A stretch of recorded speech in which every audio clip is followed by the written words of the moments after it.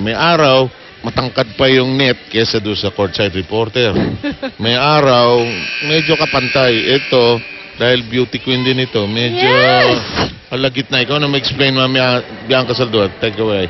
Maraming salamat, Steph and Mosey. Tulad ng sinabi niyo kanina, medyo konti lang ang mga fans dito kumpara sa mga ibang laban dahil sa sobrang lakas ng ulan. Pero hindi ibig sabihin na mag-slow down ang laban ngayon. Lalo-lalo na excited na si Coach Pamilar na kalabanin ng FEU. In fact, ayon sa kanya, sa lahat ng mga teams, ang FEU ang pinakagusto niyang kalabanin at inaasahan niya na pagpasok pa lang ng first set, mataas na ang mga intensity ng Rising Suns. Hindi tulad ng huling laban against Meralco kung saan medyo relax pa sila sa first two sets. And mukhang nangyayari din ito ngayon. Sa FEU side naman, ayaw na ayaw ni Coach De Los Santos na ma-intimidate ang Lady Tamaraws kahit sila ay isa sa mga batang teams at lalo mag-intimidate sa Cagayan Valley dahil hindi porket wala pa silang talo ay hindi na pwede silang matalo. Basta maglaro na maayos at syempre mag-enjoy sa passion nila.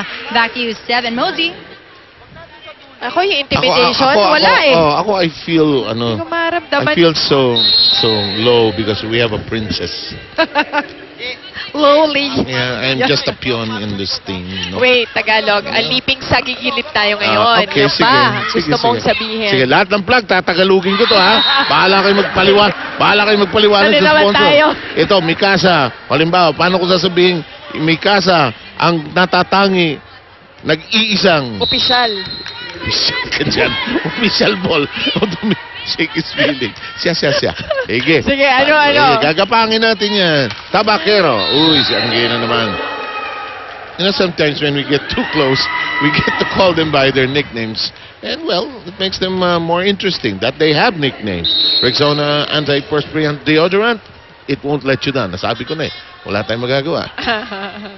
At alam mo yung kanina sinasabi nga ni Bianca in her report, ang sinabi nga daw ni Coach Sack, huwag ma-intimidate. I don't think na-intimidate itong FEU. Yun ang magandang ipinapakita dito. On the other hand, ang question dyan si Coach Nes Pamilar, excited din siyang makalaban yung old team niya. Siguro gusto rin niyang mag-gauge, no? Kung nasa naman yung turo niya, na iba naman yung tinuturuan niya ngayon at hindi naman sa FEU. But I'm pretty sure, napaka-proud din niya dun sa mga players niyang naiwan dito sa aminin FEU. siguro kagad yan, pero I'm sure he is.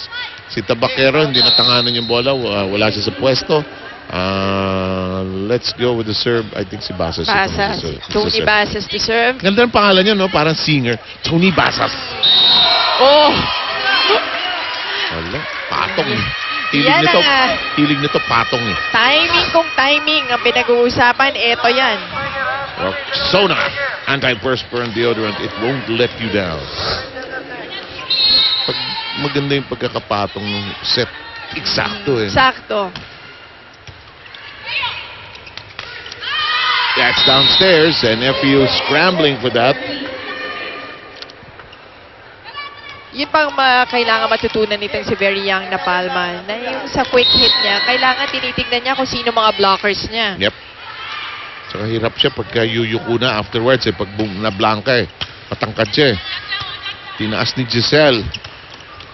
That goes down. Up we go. Maizo, the lefty, gets that point. At parang hindi pa niya masyadong gusto yung pagkakapalong yun. Pero eto, napakaganda with only one blocker. Nahuli doon ng isang blocker ng FEU. hindi kasi tusok eh, no? Pamla. See? And that is Palma scoring. Yan ang gusto makita ni Coach Shaq kay Palma. Yung dun sa running spike niya, na tinitignan niya yung blockers. Katulad doon, hiwala yung blockers. Napalusot niya sa gitna. Alam mo, fractions eh. Ang volleyball is a game of split seconds and fractions. Kaya kailangan diskarte. It comes with practice, it comes with games, it comes with experience. And I guess it also comes with watching your opponents. Yung tendencies ng opponent mo. Para pagpasok mo pa lang sa court, alam mo na si Maizo ay kaliwete. Diba? Alam mo na kung saan mababantayan niya. Madalas nagko-cross court. Let's go with Wenet Eulalio. C. Tripachot keeping it in play. Simple. Koko. Using the blockers of FEU. Natawa naman siya doon sa ginawa niya, but it's still a point for Cagayan Valley. Ako po si Remy Palma. At ako naman po si Bernal Pons ng FEU Lady Tamaraw. At kayo'y nanonood ng Shake It Feeling Open Conference Season 10.